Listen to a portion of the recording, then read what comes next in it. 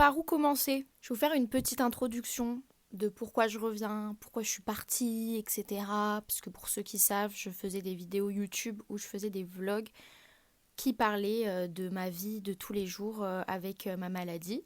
Mais comme vous avez pu vous en douter, je ne fais plus de vlogs justement parce que je vais mieux. Je vais mieux, c'est quand même subjectif parce que la maladie est encore là, que j'ai quand même des rechutes, mais c'est beaucoup moins qu'à la période où je faisais des vlogs. Donc du coup, c'est pour ça que je faisais plus de vidéos YouTube. J'ai un peu profité de ma vie. J'ai essayé de me retrouver professionnellement parlant. Voilà, ça sera le sujet d'un autre podcast. Et oui, parce qu'aujourd'hui, je vous retrouve pour des podcasts. Voilà, ça fait pas mal de temps que j'ai envie de faire des podcasts et j'en avais parlé avec une amie. On a un projet ensemble qu'on va pas faire là maintenant parce qu'on se voit fin août. Donc vous vous en doutez que fin août, je vais tourner ce podcast avec elle qui va parler du Covid long. Voilà, je vous spoil pas trop. Mais du coup, voilà la raison de pourquoi j'ai arrêté YouTube et pourquoi je reprends. Parce qu'en fait, tout simplement que je devais travailler cet été. Sauf que péripéties ont fait que je ne travaille plus. Voilà, et donc je me fais drôlement chier en ce moment. Et je me suis dit, mais c'est l'occasion de faire mes podcasts, tout simplement. Alors aujourd'hui, je vais parler d'un sujet court parce que je voulais pas commencer mon premier podcast avec un sujet long, etc. Même si on va vite passer au sujet où je vais beaucoup parler, évidemment. En plus de ça, je voulais commencer par un sujet qui était un peu relié à pourquoi je fais plus vraiment de vidéos YouTube cosplay, pourquoi je suis plus trop sur mon compte cosplay, etc. Le sujet du jour est donc perdre l'amour de sa passion, est-ce que c'est grave? Et oui. Donc je vais d'abord vous introduire les deux passions que j'ai eues principalement dans ma vie et quelles ont été mes relations avec et quelles sont mes relations actuelles avec les passions que j'ai eues ou que j'ai encore. Du coup, en fait, depuis que je suis toute petite, j'ai baigné dans l'art parce que tout simplement que quand ma mère était enceinte de moi, elle peignait des tonnes et des tonnes et des tonnes de tableaux. Elle a continué encore un peu après, puis après, bon, ça a été devenu compliqué pour elle de continuer de peindre. Mais du coup, voilà, j'ai été baignée. C'est la première chose dans laquelle j'ai mis un pied dedans et j'ai adoré. Ma mère a voulu plusieurs fois que je participe à des cours de dessin parce qu'elle pensait que ça allait pouvoir m'aider, etc. Moi, je le voyais d'une vision où j'avais pas envie de faire des cours d'art parce que pour moi, l'art, c'était quelque chose que j'aimais et j'avais pas envie que ça devienne un cours. Vous voyez ce que je veux dire? Dans le sens où, en fait, moi, j'avais une vision comme quoi l'art, j'avais envie de le faire quand j'en avais envie, j'avais envie de dessiner, de peindre quand j'en avais envie. J'avais pas envie d'avoir une obligation par rapport à l'art en mode vendredi 18h tu dessines. Moi j'étais en mode bah non, j'ai envie de faire du dessin quand j'en ai envie, j'ai pas envie que ce soit cadré, etc. Du coup j'ai jamais accepté les cours de dessin parce que c'était pas dans ma vision des choses de comment je prenais l'art. Depuis que je suis toute petite, l'art pour moi c'est personnel. C'est-à-dire que je voyais l'art que comme mon œuvre. C'est-à-dire que je voyais pas le fait que je pouvais offrir de l'art à quelqu'un d'autre, que l'art pouvait être offert à moi. Pour moi, c'était je fais de l'art. C'est moi qui fais. Voilà. Et ça a été pendant des années. Et j'ai commencé à comprendre que c'était pas que ça l'art quand je suis rentrée au collège, en fait, tout simplement parce que, évidemment, tu as des cours d'art plastique. Et c'est là où je me suis révélée que j'adorais l'art, encore plus que juste dessiner et peindre. Et ensuite, à la fin du collège, il y a eu évidemment le confinement. Et le confinement a été une méga révélation pour moi par rapport à l'art. Enfin, je peignais tous les jours du confinement. Je passais ma vie en fait pendant le confinement à regarder des animés et à peindre. J'ai fait des milliards de dessins, de peintures pendant le confinement. Je vous mets un peu tout ce que j'ai gardé, que j'ai sur mon téléphone. Alors évidemment, jugez pas mes dessins, etc. parce que j'avais 14 ans, s'il vous plaît, 14-15 ans. Après le confinement, il y a eu le lycée. Donc en seconde, il n'y avait pas de cours d'art. Je pouvais prendre l'option art, mais j'avais pas non plus envie. Ça me rajoutait des heures en plus le mercredi. Donc vraiment, moi, la grosse feignasse, je voulais pas. Et ensuite, vient la première où tu es obligé de prendre une spécialité. Et il y avait la spécialité art plastique. Et moi qui avais adoré l'art plastique au collège, évidemment, j'ai pris l'art plastique en spécialité et j'ai tout autant adoré. J'ai découvert l'histoire de l'art, malgré que je connaisse quelques bases avec ma mère qui avait des milliards de livres sur ses peintres et artistes préférés. Là, j'ai eu une nouvelle vision de l'histoire de l'art et j'ai tellement, mais tellement kiffé. Et du coup, j'ai continué à nourrir ma passion comme ça. Mes cours d'art plastique, vraiment, j'ai vraiment tellement adoré. Même si au tout début, j'avais un peu de mal. Parce qu'il faut savoir que, comme du coup, j'ai jamais fait de cours de dessin, que j'ai toujours dessiné dans ma chambre, le jour est venu où j'ai dû faire un dessin, faire un sujet dans la classe, je me suis retrouvée à faire feuille blanche. J'arrivais pas du tout.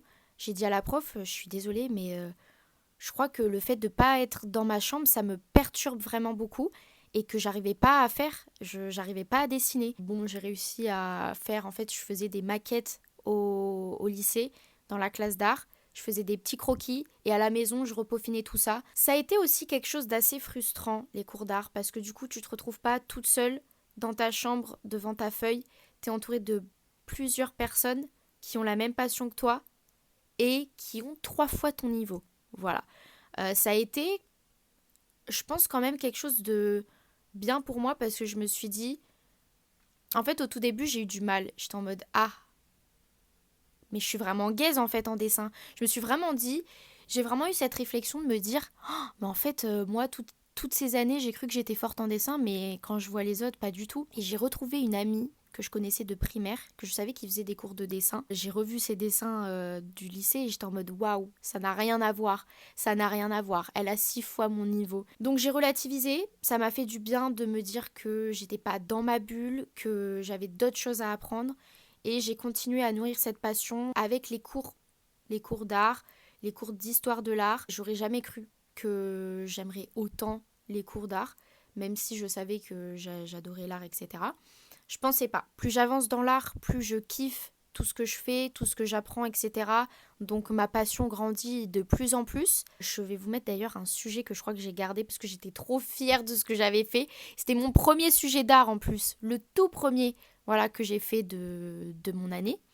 Voilà, je vous le mets là. S'ensuit janvier 2021, je crois. Je sais jamais si c'est 2021 ou 2022. Je crois que c'est 2022, je suis pas sûre. Ouais. Janvier 2022, le Covid long m'attrape, la veste, littéralement, m'attrape le callback. Je me retrouve de moins en moins à aller au lycée et de me retrouver traumatisée. Le Covid long, je vais pas m'étaler sur le sujet, ça m'a traumatisée sur plein de choses, mais ça m'a littéralement, surtout, principalement, traumatisée sur le dessin et la peinture. Voilà. Il faut tout simplement savoir que quand tu dessines et que tu peins, tu as besoin de tes mains. Sauf qu'en fait, avec le Covid long, je pouvais faire de moins en moins de choses. C'est-à-dire que rester assise, c'était compliqué. Donc c'est pour ça que j'allais plus en cours. Écrire, c'était compliqué parce qu'en fait, ma main se bloquait. C'est-à-dire que quand j'écrivais, mes doigts, mes articulations se bloquaient. Et genre vraiment, littéralement, je finissais bloquée. Je pouvais plus bouger mes mains et tout. Hyper frustrant. Et en plus de ça, j'ai eu des moments de Parkinson. Donc j'ai dû de plus en plus espacer mes cours d'art. J'y allais de moins en moins. Je participais aux cours d'histoire de l'art, mais je ne participais pas aux cours pratiques parce que tout simplement qu'en fait, c'était inconcevable de montrer à quel point je ne pouvais rien faire. Et ce n'est pas que je ne voulais pas, c'est que je ne pouvais pas. Et c'était tellement frustrant de voir les autres autour de moi pouvoir dessiner, ils faisaient leur truc, et moi j'étais devant ma feuille et je pouvais rien faire parce que je souffrais le martyre de tenir mon stylo plus de 30 minutes, même pas. Ça m'a valu énormément de peine et énormément de frustration, en fait, tout simplement. Il y a même une fois où je me rappelle, je me suis vraiment dit non, vas-y, Yael, tu dessines, t'essayes. C'est peut-être juste que t'as l'appréhension, tout simplement, que t'as peur de ce que ça va donner, mais vraiment, donne-toi. J'ai fini en pleurs devant ma feuille qui était un dessin horrible. Je me rappelle que j'ai déchiré la feuille, je l'ai pliée en 4, je l'ai froissée. Vraiment, la feuille était trempée de larmes tellement c'était pas possible. Tu voyais que je tremblais, tu voyais que mes traits, c'était pas les mêmes qu'avant parce que je pouvais plus, en fait, je pouvais plus dessiner à cause de cette maladie. J'ai mis un terme. À partir de ce moment-là, j'ai mis un terme total à ma passion. J'ai totalement arrêté de regarder que ce soit n'importe quoi par rapport à l'art, de faire n'importe quoi par rapport à l'art, ou même de parler par rapport à l'art, pour moi c'était terminé. Terminé. J'ai mis un terme. Ça m'a frustrée, ça m'a vraiment mis trop mal que j'ai mis un terme à tout ça. Ensuite, au bout de plusieurs mois, enfin ça faisait des mois en fait tout simplement que je ne peignais plus, que je ne faisais plus rien, j'allais souvent chez ma tati qui habite à Poitiers parce que c'était une source de... Je revivais en fait là-bas parce que j'avais pas le même environnement pesant à la maison parce que c'était très compliqué de vivre avec la maladie, avec mes parents, etc. Donc j'allais souvent chez ma tati pour me ressourcer entre guillemets. Vient un jour donc où je suis chez elle, je fais ma vie, etc. Je me repose. Elle vient me voir pour me dire que dans 2 jours, c'est l'anniversaire d'une de mes petites cousines et elle me dit quel cadeau tu veux lui faire. Et moi, je suis en mode, déjà, tu me préviens au dernier moment, j'ai pas de sous en plus sur moi parce que je venais chez elle en fait pour passer un bon moment, donc j'amenais pas forcément des sous. Et j'étais en mode, mais je fais comment? Je lui dis, je sais pas quoi lui prendre et tout. Et évidemment, la première chose qui me vient à l'idée, c'est de lui faire une toile. Sauf que ça fait plusieurs mois que j'ai pas fait de dessin. Ça fait plusieurs mois que j'ai pas peint sur toile, que j'ai pas peint tout court, que j'ai rien fait en fait tout simplement. Et je suis vraiment en mode, j'ai trop envie de lui en faire une. Mais j'ai l'appréhension. J'ai le doute, j'ai tout qui est autour de moi qui me dit mauvaise idée. Mais au final, j'en parle à ma tati, je lui fais un peu comprendre, je lui dis ah, ben en vrai, je pourrais lui faire un tableau, etc. Évidemment, ça tombe pas dans l'oreille d'une sourde. Le lendemain matin, elle se ramène avec tout le matos, c'est-à-dire qu'elle m'avait acheté une toile, de la peinture, tout en fait pour que je puisse faire cette toile. Et du coup, là, je me retrouve au pied du mur, au pied de la toile. Non, my bad, c'était pas drôle. Et je me retrouve devant tout ça et je me dis, bon, j'ai vraiment envie de le faire pour ma cousine, donc je vais lui faire. Donc je me pose devant la toile, je commence à faire mon croquis, mon dessin horrible, horrible. Parce que je sais qu'il me reste vraiment pas beaucoup de temps pour la faire. Il me reste genre même pas un jour et demi. Et en plus de ça, ça fait des mois que je n'ai pas fait de dessin, des mois que j'ai rien fait en fait tout simplement. Et je vous dis pas le nombre de questions que je me pose. Je suis devant ma toile en train de dessiner, je suis en mode mais ça va pas être mégalé ce que je vais faire. Mais est-ce que j'ai pas perdu tout mon potentiel, tout. Et je continue à dessiner en même temps que je me pose des milliards de questions. Je finis mon dessin et même si j'ai du mal, même si c'est pas vraiment ce à quoi je m'attendais, je suis quand même un minimum fière de ce que j'ai fait après genre mais des mois et des mois de pause. Ça faisait genre 2-3 heures que j'avais fait le dessin, parce que j'ai pris mon temps, hein. Voilà, j'ai pris mon temps. Et il faut évidemment savoir que je souffrais le martyre en même temps parce que j'étais toujours pas guérie. Donc voilà, je passe à la peinture. Je peins et tout, etc. Il faut savoir que un truc qui se passe dans toutes les œuvres que je fais, quand je commence le début du truc, je trouve ça méga laid. Et en fait, je sais très bien qu'il faut que je m'en tienne parce que comme on dit, trust the process. Parce que jusqu'à ce que ma toile soit finie, c'est dégueulasse. Vraiment, c'est laid. Enfin, moi, en fait, je le vois comme ça. Je fais tant que c'est pas terminé, c'est moche. Voilà. Et donc du coup, j'étais avec le même mindset. Et en plus de ça, j'ai gavé de négativité, je continue de faire ça. Mais en même temps, je suis en mode, c'est pour ma petite cousine, je veux lui faire plaisir, donc je continue. Je continue à faire ma toile. Sauf qu'en fait, très frustrant, je suis pas chez moi. Donc comme je l'ai dit, pour les cours de l'art, ça me frustre de pas être dans mon environnement. J'ai archi pas le même matos. C'est-à-dire que je fais de la peinture à l'huile depuis des années. Et là, de passer à la peinture acrylique. Mais je comprends pourquoi ma mère, elle m'a dit que la peinture acrylique, c'était de la merde. Quand tu passes de la peinture à l'huile à la peinture acrylique, je teste. Peinture acrylique, horrible. C'est pas les couleurs que je veux. C'est pas du tout ce que je veux. C'est pas le résultat que je veux. C'est pas la texture que je veux. Il y a rien qui va pour ce tableau. Vient ensuite le moment où il faut que je fasse les ombrages des cheveux, parce que je vous montrerai le tableau, c'est évidemment dans le style japonais, etc. Il n'y a pas, en fait, le blanc acrylique sur le noir, c'est du transparent. Et là, je me dis, mais comment je vais faire? J'étais sur la peinture depuis midi 13h, il était 18h, j'avais archi pas le temps d'aller chercher de la peinture, sachant qu'il me restait quand même pas mal de choses à faire, et qu'en plus de ça, il fallait que je donne la toile le lendemain. Voilà, il me restait à vernir la toile, sachant qu'il fallait que tout sèche. Enfin, c'était vraiment la galère. Ce que je fais, c'est que je me dis, bon, bah, je vais faire des petits coups de crayon à papier. Ça va donner un petit effet ombré et tout. Je suis contente, ça donne un bon résultat malgré le fait que j'ai pas de blanc, que j'ai pas pu faire mon gris comme je voulais. j'ai un bel effet ombré, j'ai les bons ombrages sur les cheveux. Sauf que bien évidemment, vient le moment où je dois vernir le tableau. Alors pour ceux qui comprendront, ils vont très vite comprendre. Pour ceux qui comprendront pas, le crayon à papier, ça sèche pas ma cocotte. Sauf qu'en fait, ça faisait 8 heures, je sais même pas combien d'heures. Je crois que j'ai fini le tableau à 22 heures. J'ai fini le tableau à 22 heures, je commence à le vernir donc du coup à 21 heures. Je vernis et là, la crise, quand je vous dis que j'ai fait une crise de pleurs, en fait j'avais fait une personne, donc t'as le visage pâle, etc. L'ombrage des cheveux juste en haut, au crayon à papier. Je passe le coup de vernis. Voilà, le crayon à papier qui a bavé sur tout le visage. Et là, mais là, c'est pas possible.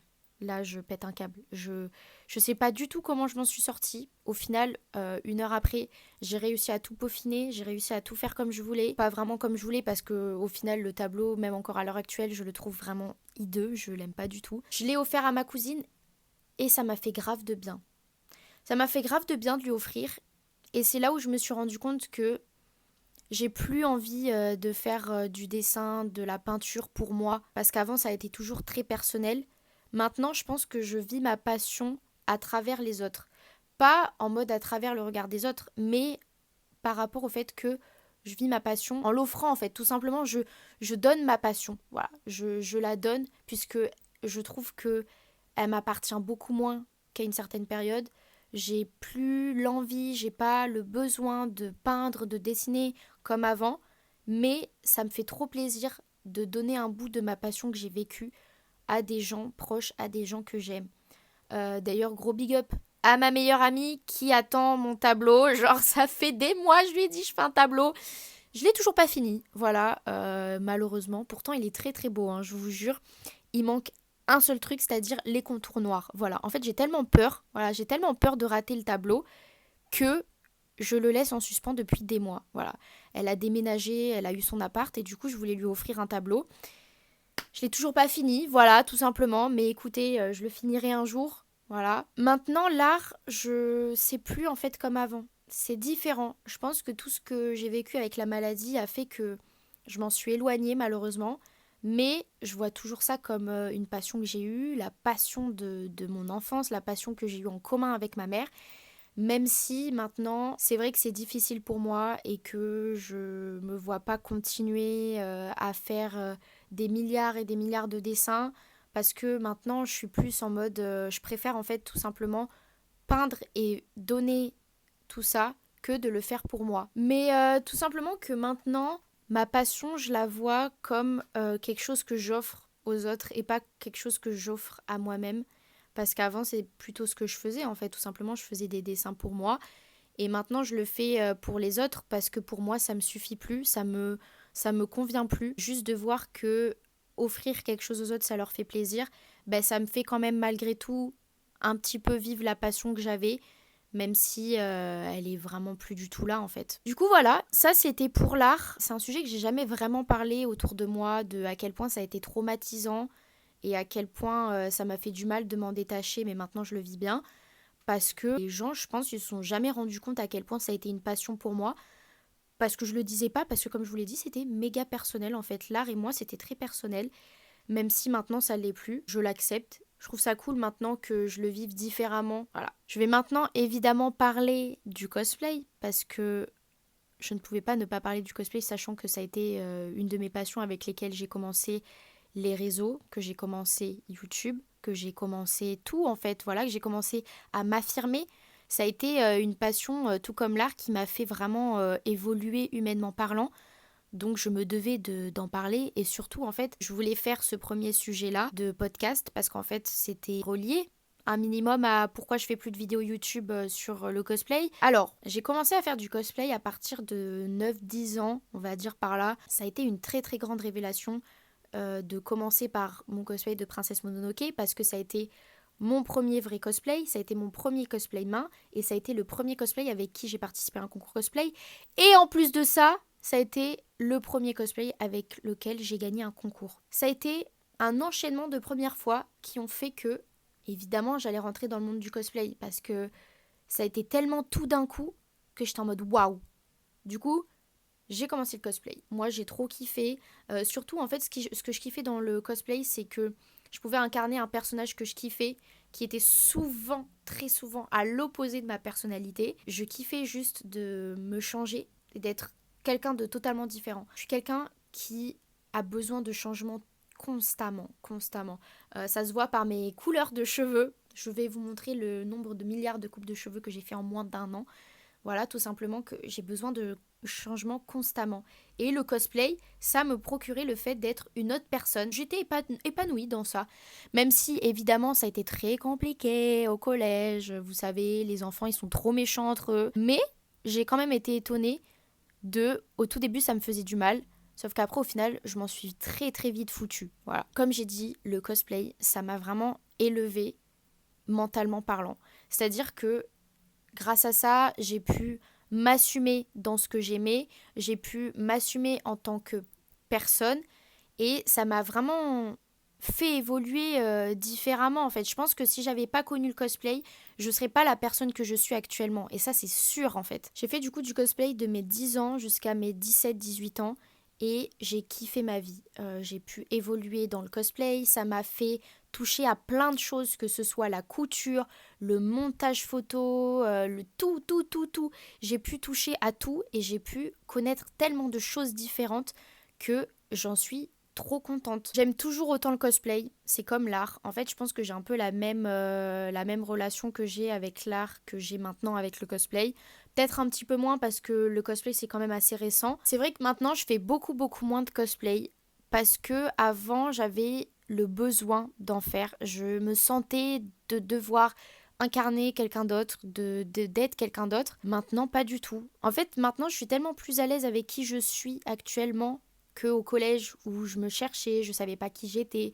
Déjà, ça se voit au style vestimentaire, genre, regardez mon style vestimentaire d'avant et mon style vestimentaire de maintenant. Alors évidemment, ça change au fur et à mesure, mais ça m'a fait comprendre plein de choses sur moi-même, etc. Mais vous voyez, maintenant, je pense que je vis le cosplay encore une fois comme l'art à travers les autres. Pourquoi à travers les autres? En fait, tout simplement que j'ai une petite cousine qui a, je crois, 3-4 ans de moins que moi, par là. Elle commence le cosplay. Elle a débuté le cosplay il n'y a pas longtemps. Moi, ça fait depuis que j'ai 10 ans que je vais à Animasia, donc à une convention, et j'y vais cosplayer depuis des années. Et c'est vrai que c'est la première fois où je me suis dit, bah j'ai peut-être pas envie d'y aller cosplayer, etc. Sauf que j'ai appris que ma cousine voulait y aller cosplayer, et je me suis dit, je vais y aller cosplayer, parce que malgré tout, ça fait des années que j'y vais en cosplay, et en plus de ça, je sais que ça va faire du bien à ma cousine qu'il y ait quelqu'un auprès d'elle. Et vous voyez, en plus de ça, ce jour-là, quand je suis arrivée cosplayer, que j'ai vu ma cousine cosplayer aussi, sa mère, elle est venue me voir, donc ma tati. Elle m'a dit, ouais, tu sais, ça veut dire beaucoup de choses pour elle que tu viennes cosplayer avec elle. Ça l'aide vraiment à encore plus assumer, etc. Et du coup, bah, ça m'a fait trop plaisir. Parce que du coup, j'ai un peu trouvé ce truc dans le cosplay que j'avais perdu depuis quelques temps. Et d'ailleurs, j'avais perdu un peu ma passion du cosplay aussi un peu à cause du Covid long. Parce que c'était compliqué de se cosplayer, ça demandait énormément de temps, énormément d'énergie et j'en avais pas. Et donc, j'avais perdu un peu ça. Le fait de le vivre avec elle, ça m'a ravivé un petit peu la flamme. Du coup, c'est pour ça que j'ai reposté il y a quelques temps de ça. Parce que ça m'a redonné envie d'en faire. Donc, je pense que j'ai pas encore perdu ce truc du cosplay. Je trouve ça toujours aussi fascinant, je trouve ça toujours aussi beau, j'aime toujours autant ça, j'ai toujours du contenu sur ça, j'en vois encore tout le temps partout. Mais c'est vrai que je pense que je le vis plus à travers moi-même et que je le vis à travers les autres, encore une fois. Et maintenant, je pense que même si j'ai pas la même relation que j'avais avec le cosplay il y a quelques années de ça, ça restera toujours quelque chose qui m'a vraiment marqué dans ma vie, qui m'a vraiment aidé à évoluer. Et la situation actuelle fait que j'ai moins envie d'en faire, tout simplement.